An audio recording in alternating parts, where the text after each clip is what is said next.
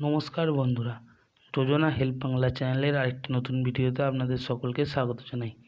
বেশ কিছুদিন আগেই প্রকাশিত হয়েছিল পোস্ট অফিসে গ্রামীণ ডাক সেবক পদে নিয়োগের বিজ্ঞপ্তি। সেই বিজ্ঞপ্তিতে মোট শূন্যপদের সংখ্যা, রাজ্যভিত্তিক শূন্যপদের সংখ্যা ও জেলাভিত্তিক শূন্যপদের সংখ্যা কিছুই উল্লেখ থাকেনি। অবশেষে 15ই জুলাই জিডিএসের অফিসিয়াল ওয়েবসাইটে শূন্যপদ সংক্রান্ত সম্পূর্ণ আপডেট দেওয়া হয়েছে। পশ্চিমবঙ্গে কতগুলি ভ্যাকেন্সি রয়েছে, এছাড়া জেলাভিত্তিক কতগুলি ভ্যাকেন্সি আছে, আবেদন কীভাবে করবেন, ডকুমেন্টস কী কী লাগবে, সম্পূর্ণ বিস্তারিত জেনে নিন আজকের এই ভিডিও থেকে। আর অবশ্যই চ্যানেল নতুন হলে চ্যানেলটিকে সাবস্ক্রাইব করে নেবেন, যাতে এই ধরনের ভিডিও আপনি খুব সহজেই পেয়ে যান। পুরো দেশ জুড়ে সমস্ত রাজ্য মিলিয়ে পোস্ট অফিস গ্রামীণ ডাক সেবক পদে 2024 সালে মোট 44,228টি শূন্য পদে নিয়োগ করা হবে। 18 বছর বয়সের ঊর্ধ্বে যে কোনো মাধ্যমিক পাস ব্যক্তি এই পদের জন্য আবেদন করতে পারবেন। পোস্ট অফিসের এই নিয়োগের ক্ষেত্রে কোনো রকম পরীক্ষা নেওয়া হয় না, শুধুমাত্র মাধ্যমিকের নাম্বার অনুযায়ী মেরিট লিস্ট প্রকাশের মাধ্যমে নিয়োগ করা হয়। পশ্চিমবঙ্গে শূন্য পদের তালিকা। পোস্ট অফিসের গ্রামীণ ডাক সেবক পদে পশ্চিমবঙ্গ সার্কেলে মোট শূন্য পদ রয়েছে 2514টি। এক্ষেত্রে প্রতিটি জেলাভিত্তিক তথা ডিভিশন ভিত্তিক লিস্ট নিচে দেওয়া হলো, তা সম্পূর্ণ বিস্তৃত দেখে নিন।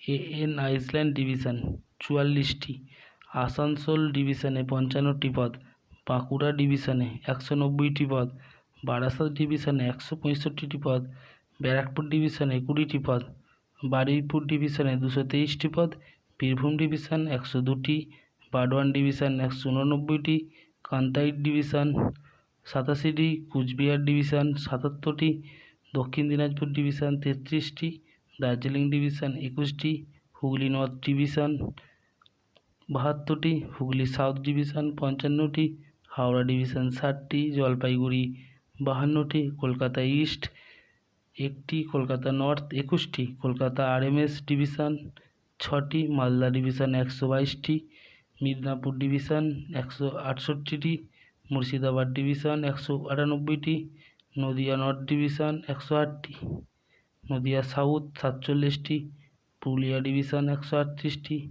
আরএমএস এইচ ডিভিশন 1টি, আরএমএস এসজি ডিভিশন 3টি, আরএমএস ডব্লিউ ডিভিশন 10টি, সিকিম ডিভিশন 35টি, সাউথ কলকাতা ডিভিশন 5টি, তমলুক ডিভিশন 129টি, উত্তর দিনাজপুর ডিভিশন 77টি।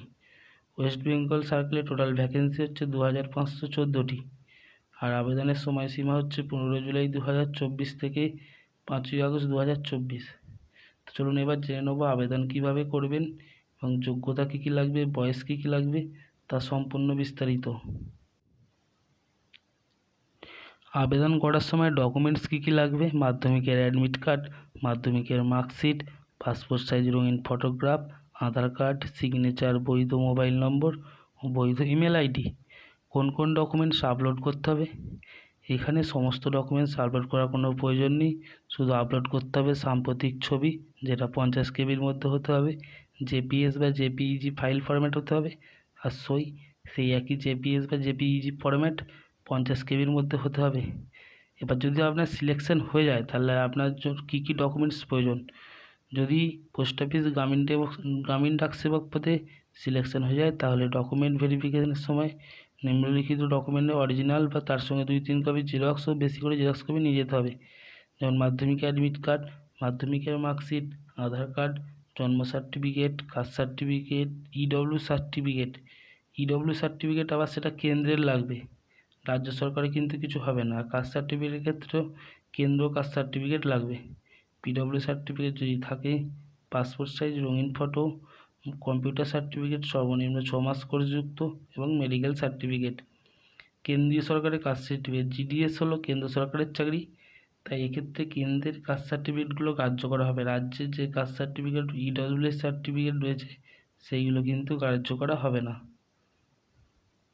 আর যারা পোস্ট অফিসের গ্রামীণ ডাক সেবকের জন্য আবেদন করতে চাই, তারা অবশ্যই অত্যন্ত সাবধানের সহিত ফর্ম ফিল আপ করবে, কারণ এই নিয়োগের ক্ষেত্রে কোনো রকম তো পরীক্ষা হয় না, শুধুমাত্র মাধ্যমিকের নম্বর ও ঠিকঠাক ফর্ম ফিল আপ করেছে কিনা তাদেরকে মেরিট লিস্ট প্রকাশিত হয়। তো বন্ধুরা, এই ছিল ভ্যাকেন্সি সংক্রান্ত আপডেট। এছাড়া কী কী ডকুমেন্টস লাগবে এবং কিভাবে কি আবেদন করবেন তার সম্পূর্ণ বিস্তারিত ভিডিওটা যদি ভালো লাগে অবশ্যই চ্যানেলটিকে সাবস্ক্রাইব করবেন এবং পাশে থাকবেন। ধন্যবাদ।